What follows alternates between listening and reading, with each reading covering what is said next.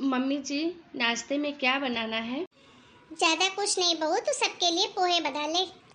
Mummy जी, देवर जी की शादी को भी तो 4-5 महीने हो गए, लेकिन देवरानी है कि कमरे से बाहर ही नहीं निकलती। अरे रहने देना बहू, अभी नई नई शादी हुई है, करने लग जाएगी धीरे धीरे। ये मम्मी जी तो मेरी बात कुछ सुनती नहीं है।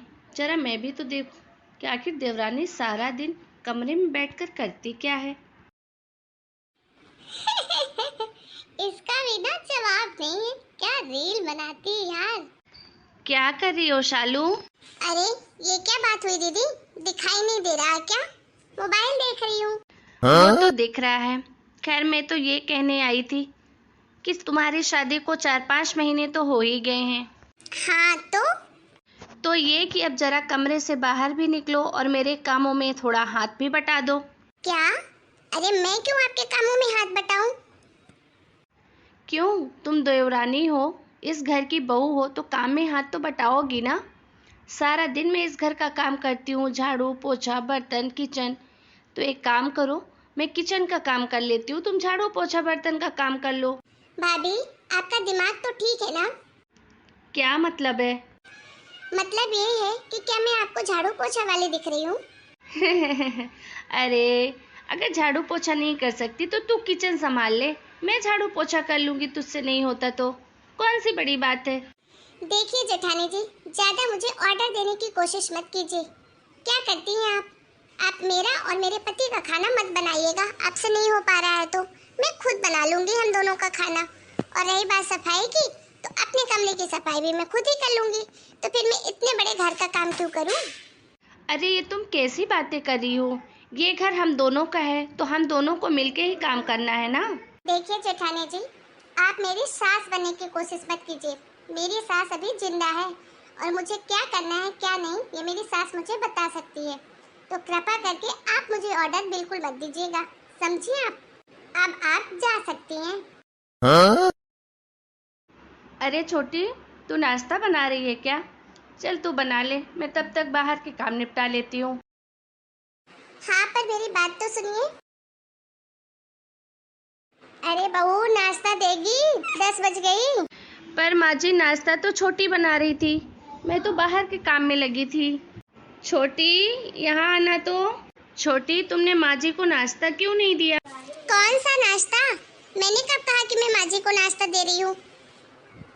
अरे, तो सुबह तू नाश्ता बना तो रही थी, मैंने पूछा भी था। हाँ, मैंने नाश्ता बनाया भी था और आपने पूछा भी था, लेकिन मुझसे आपने जवाब सुना नहीं था। मैं नाश्ता तो सिर्फ अपने पति के लिए और अपने लिए बनाई थी और हमने खा भी लिया। क्या? देखा सासू माँ, मैं तो बाहर काम कर रही थी और इसने नाश्ता तक नहीं बनाया। आज एक तो पहली बार इसने किचन में कदम रखा, ऊपर से अपना और सिर्फ अपने पति का नाश्ता बनाई, बाकी किसी के लिए नहीं। मैं इतने सालों से इस घर में हूँ, घर का बाहर का पूरा काम अकेले करती हूँ, सबका नाश्ता खाना।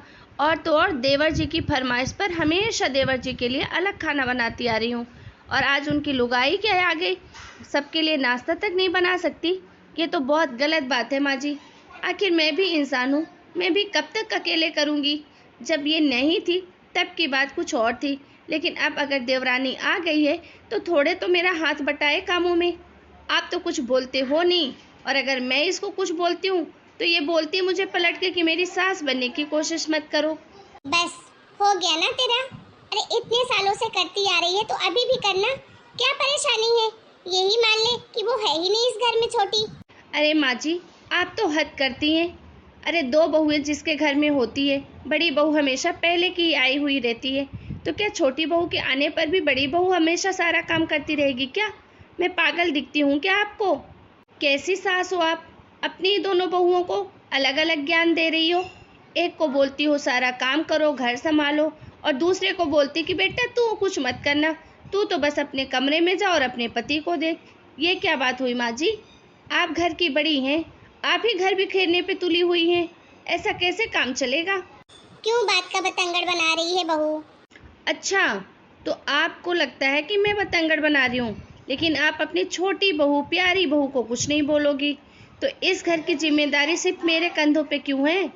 मैं भी अपना और अपने पति का खाना बना लेती हूँ, अपना कमरा साफ कर लेती हूँ, और अपने काम कर लेती हूँ। बस आपका और ससुर जी का छोड़ देती हूँ। फिर कौन करेगा बताओ आप। देख बहू, छोटी ना बड़े घर की लड़की है, उसको ज्यादा काम नहीं आता तो नहीं कर पाती है, तो तू कर ले, इसमें कौन सा तू मर जाएगी, इतने सालों से भी तो करती आ रही है। ठीक है माँ जी, अगर आपकी यही इच्छा है तो मैं ज़रूर सारा काम करूँगी और सारी जिम्मेदारी भी उठाऊँगी। बस आप एक वसीयतनामा बना दीजिए कि इस घर पर आपके पास सिर्फ और सिर्फ मेरा अधिकार है, क्योंकि इस घर की सारी जिम्मेदारी बहू होने के नाते मैं ही निभा रही हूँ और इस घर पे हक तो बहू का होता है। ठीक है, आप ये कर दीजिए, उसके बाद मैं आपको छोटी की शिकायत कभी नहीं करूँगी। अरे ऐसे कैसे आप पूरी जायदाद इनको दे देंगी? आखिर मैं भी इस घर की बहू हूँ, इस घर पर आधा हक मेरा भी है, हम दोनों का बराबर हिस्सा बटेगा इस घर में। ओहो हो, ये देखो महारानी को कैसे मिर्ची लग गई जायदाद की बात आई तो।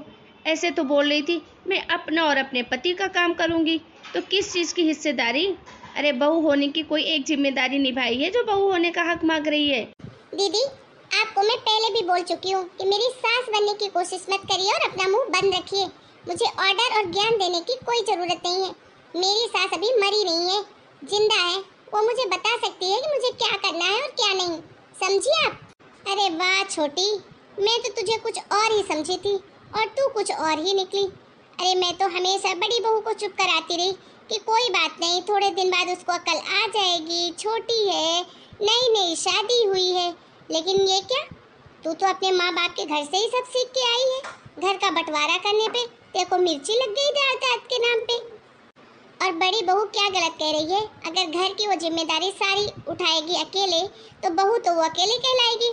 तूने तो बहू का कोई फर्ज आज तक निभाया नहीं है और आगे कोई उम्मीद भी नहीं दिख रही है, तो कुछ गलत नहीं कह रही है बड़ी बहू। नहीं माँ जी, ये तो मैं कभी भी नहीं होने दूंगी कि सारी प्रॉपर्टी जेठानी जी रख ले। तो तू भी कान खोलकर सुन ले छोटी बहू, अगर तूने आज से इस घर की आधी जिम्मेदारी नहीं उठाई ना तो फूटी कौड़ी नहीं मिलेगी तुझे।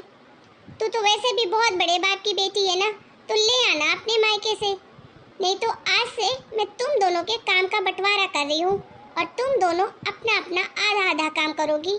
समझ में आया? बहुत हो गई तुम्हारी मेहमान नवाजी और अब हो गए तुम्हारे दिन पूरे आराम के इस घर में।